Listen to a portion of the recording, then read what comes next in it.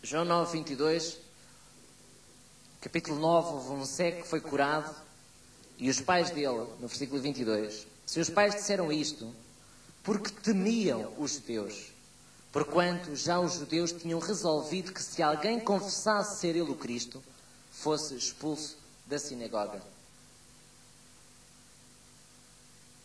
Os fariseus são pessoas que ameaçam os irmãos. Colocam medo aos irmãos. Olha, se você fizer isso assim, tal. João 9, versículo 1. E passando Jesus, viu um homem cego de nascença. E os seus discípulos lhe perguntaram, dizendo: Rabi, quem pecou, este ou seus pais, para que nascesse cego? Jesus respondeu: nem ele pecou, nem seus pais, mas foi assim para que se manifestem nele as obras de Deus. Convém que ele faça as obras daquele que me enviou, enquanto é dia, a noite vem quando ninguém pode trabalhar. Enquanto estou no mundo, sou a luz do mundo. Tendo dito isto, cuspiu na terra e com a sua saliva fez lodo e untou com o lodo os olhos do cego. E disse-lhe: vai, lava-te no tanque de Siloé, que significa o enviado. Foi, pois, e lavou-se e voltou vendo. Um cego de nascença. Nunca se tinha ouvido tal que um cego de nascença pudesse ser curado. Então os vizinhos e aqueles que dantes tinham visto que era cego, diziam: não é este aquele que estava assentado e mendigava? Versículo 10. Diziam-lhe, pois: como se te abriram os olhos? E ele respondeu e disse: o homem chamado Jesus fez lodo e untou-me os olhos e disse-me: vai ao tanque de Siloé e lava-te. Então fui e lavei-me e vi. Versículo 13. Levaram, pois, aos fariseus o que dantes era cego. E era sábado quando Jesus fez o lodo e lhe abriu os olhos. Tornaram, pois, também os fariseus a perguntar-lhe como vira, e ele lhes disse: pôs-me lodo sobre os olhos, lavei-me e vejo. Versículo 24. Chamaram, pois, pela segunda vez o homem que tinha sido cego e disseram-lhe: dá glória a Deus, nós sabemos que esse homem é pecador, esse homem é Jesus. Respondeu ele, pois, e disse: se é pecador, não sei. Uma coisa sei, e é que, havendo eu sido cego, agora vejo. E tornaram a dizer-lhe: que te fez ele? Como te abriu os olhos? Versículo 27. Respondeu-lhes: já vos disse e não ouvistes, para que o quereis tornar a ouvir. Quereis vós, porventura, fazer-vos também seus discípulos? Então o injuriaram e disseram: discípulo dele sejas tu, nós, porém, somos discípulos de Moisés.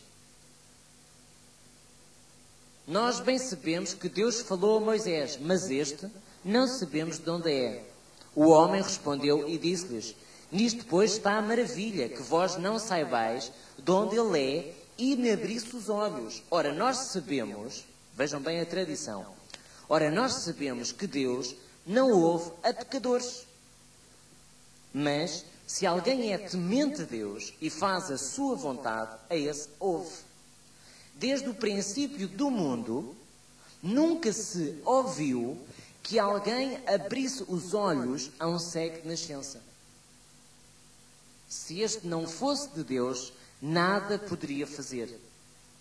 Responderam eles e disseram-lhes: tu és nascido todo em pecados e nos ensinas a nós.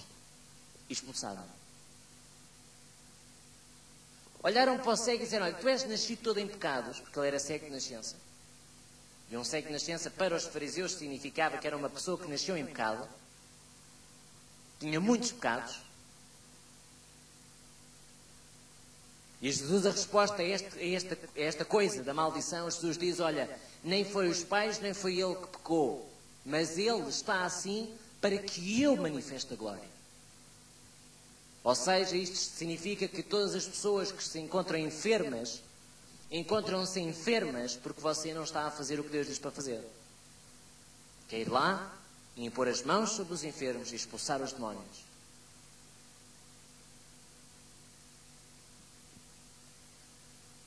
Versículo 34 diz assim: responderam eles e disseram-lhe: tu és nascido todo em pecados e nos ensinas a nós. E expulsaram-no. Os fariseus são aquele tipo de pessoas que são tão elevadas espiritualmente, que dizem a outra pessoa: tu vais me ensinar, tu, que és uma pessoa cheia de pecados. Eu ouvir uma pessoa que fuma? Você nem tem o Espírito Santo. Dizem alguns cristãos. Não são cristãos, meu querido irmão. Frequentam a igreja porque ou o pastor não sabe, ou o pastor não exerce a disciplina necessária. O quê? Eu ouvir este irmão que adulterou, eu não ouço você. Isso para mim já não é nada. O quê? Eu ouvir este pastor aqui que fez assim e fez assado, eu não vou ouvir este homem. Se nem olho mais para mim. Eu pedir um conselho a si. Foi para a cama com outra mulher, pastor, ainda por cima pastora. Eu agora vou ouvi-lo? São pessoas que se medem a si mesmas. Medem-se. Medem o grau de espiritualidade através dos pecados uns dos outros. E levam-se sobre as outras pessoas porque se acham mais do que os outros. Ambos somos esterco, diz a Bíblia. Ambos somos escória deste mundo, diz a Bíblia. A Bíblia diz em Isaías: somos como trapo de imundícia.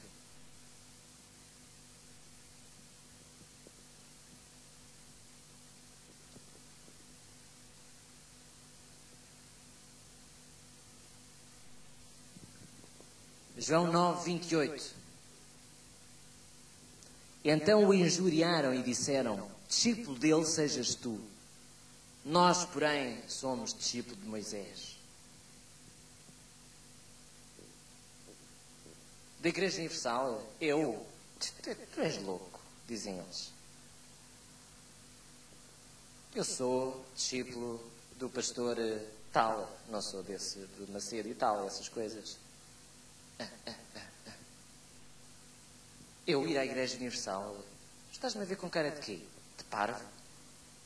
Dizem eles. É preciso pormos uma guarda nos nossos lábios para não falar mal dos outros ministérios. Nem falar mal da bruxa, nem do Papa, nem seja lá de quem for. Nem de ninguém. A Bíblia diz: não nos entreguemos ao espírito de maldizer. Vamos abrir nesse versículo, 1 Timóteo.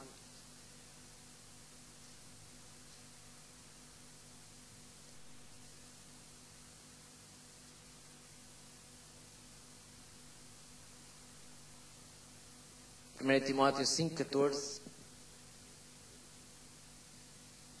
1 Timóteo 5,14 diz: quer pois, o 5,14, parte B, e diz: e não deem ocasião ao adversário de maldizer. Você não deve falar mal de ninguém. Nem de pastor, nem de irmão. Não deve julgar, nem queixar-se em relação ao irmão, nem ao pastor. E se o pastor fizer isto ou aquilo, isso não lhe é da sua vida. Você não deve pensar nisso. Pense nos seus pecados, nos seus. Não pense nos pecados do pastor, ou nas falhas do pastor, ou nas falhas daquela irmã que fez assim, e que fez assado, e cozido, e frito.